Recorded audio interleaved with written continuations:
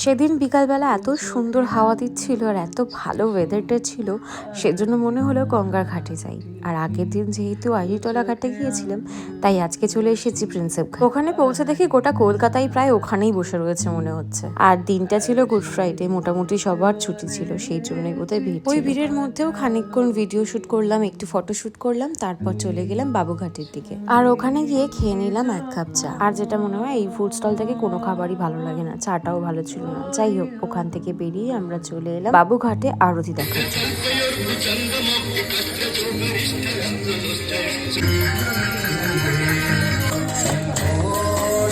তারপর ওখান থেকে আরতি শেষ হবার পর আমরা চলে আসি এসপ্ল্যানেড।